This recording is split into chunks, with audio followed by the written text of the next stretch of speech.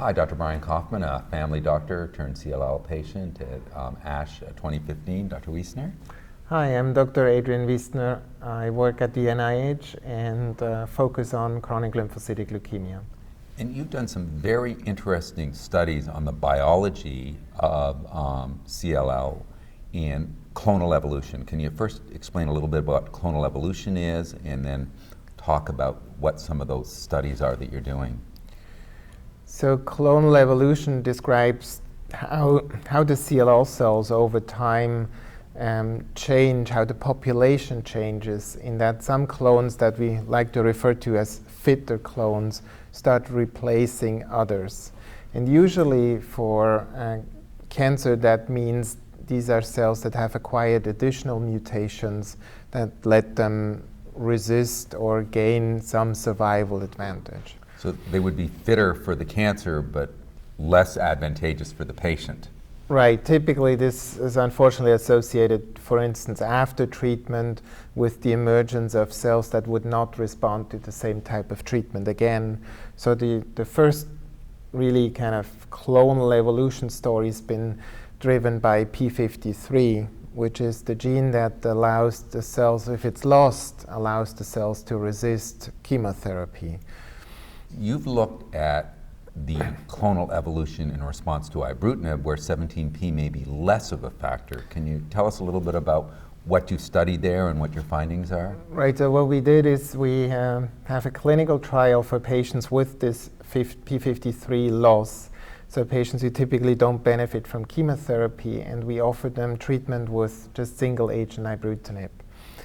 And we and others have seen that ibrutinib works well for, actually much better than chemotherapy for these patients. And one of the first questions we looked at is whether we would see that the p53 clone is still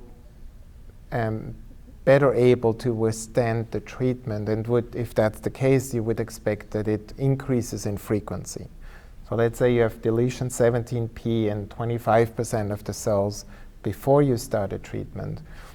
If that gives the cells an advantage, with treatment, their frequency will increase maybe to 50%, maybe to 80%. That's what we see after FCR, that's what we see after chemotherapy. With ibrutinib, we've not seen that. We've seen that in some patients, the deletion 17p clone completely disappeared. In others, it just stayed where it was.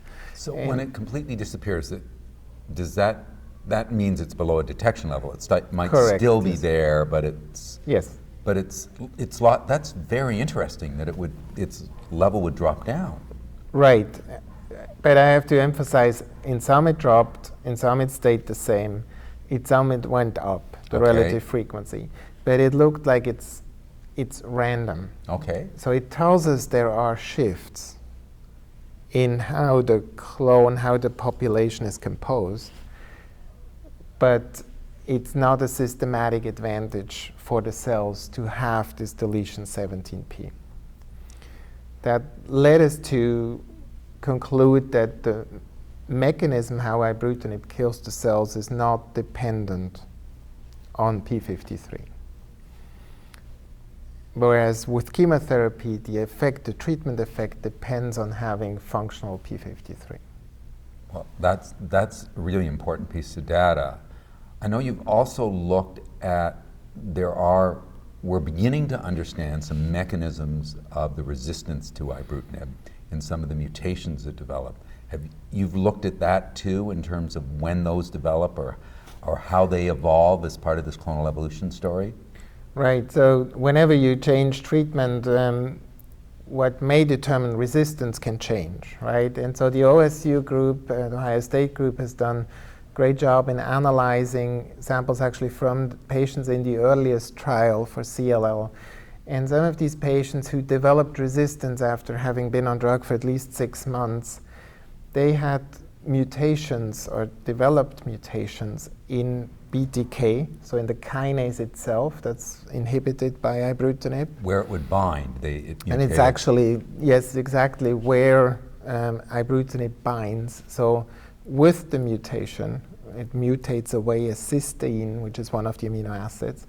So if it mutates away the cysteine, ibrutinib cannot bind, And if it can't bind, it can't have its effects. or a much reduced effect. Good, right. Yeah.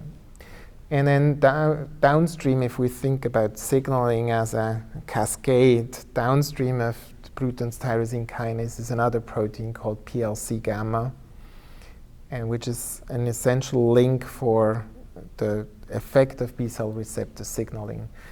And some of the patients have developed activating mutations, so meaning that this molecule becomes hyperfunctional and is probably less dependent on being stimulated through BTK. So even though you inhibit BTK, the downstream pathway has found a way of reactivating itself. That's a gain of function mutation. That's a gain of function mutation. So that would make the ibrutinib, which is blocking above that, much less effective if the pathway was still turned on. Right, because it kind of reactivates downstream of the block that ibrutinib imposes. So what did you find about these mutations So, when you're looking at so clonal what evolution? we did is we started to look in patients on our trial whether they developed these type of mutations. So we work with a testing laboratory that's called Neogenomics, and they have set up a test for these two mutations, these two types of mutations.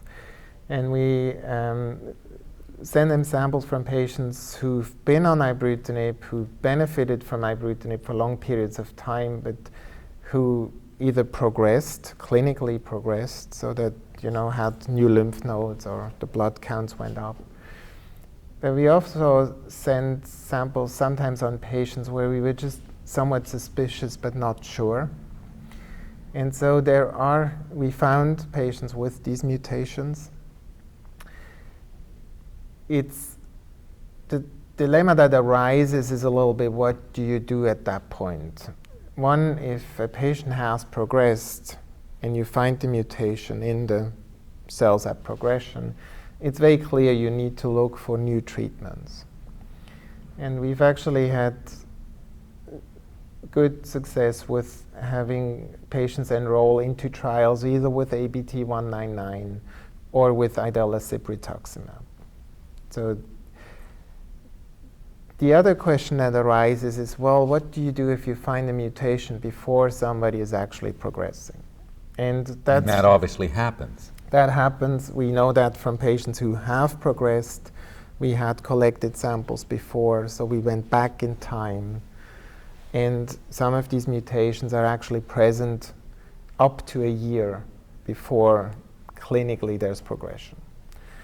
So you can also say, despite the mutation, somebody still benefited for a year from having ibrutinib. And the reason for that is probably because the cells that have the mutation, they start out as a very, very small part of the whole CLL. And they grow, but they still are CLL cells. They grow, but they grow at a rate that makes it possible that it takes a year before they actually show up as resistant disease. Which gives us potentially time to really design good interventions if these mutations are found. And I think that will be a very important question to ask scientifically. I think it's something for people to be very aware of, that finding this mutation, if the treatment's still working, is not a reason to just stop, right? Think about, you have responded to ibrutinib, you have just like 10% or 5% of all the cells left you had before you started.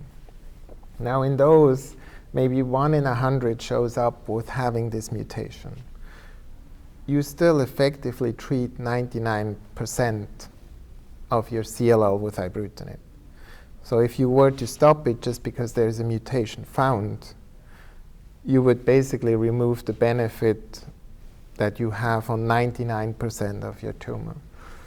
Now the resistant cell with time may increase in frequency, but so it may be good thing to repeat this test. That's what we do, and we see that it typically doesn't go away by itself. It actually increases in frequency with time. But there is time to plan for the next step.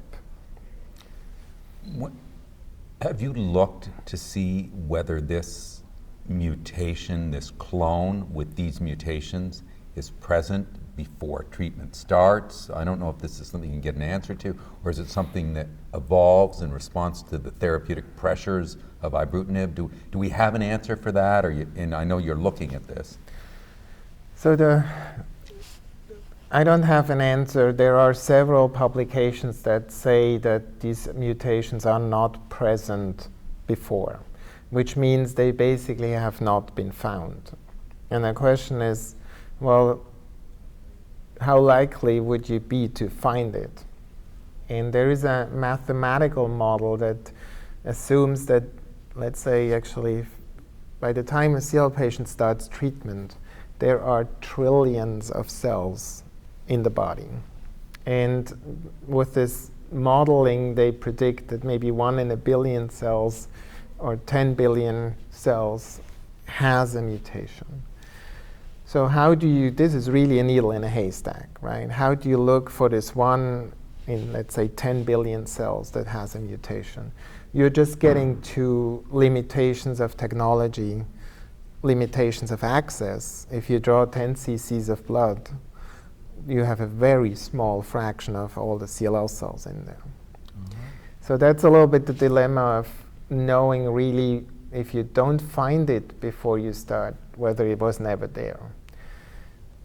If one looks at when these mutations show up and how their growth rate is over time, you can, again, model that they were likely arising during treatment. So that these mutations may develop at some point during treatment.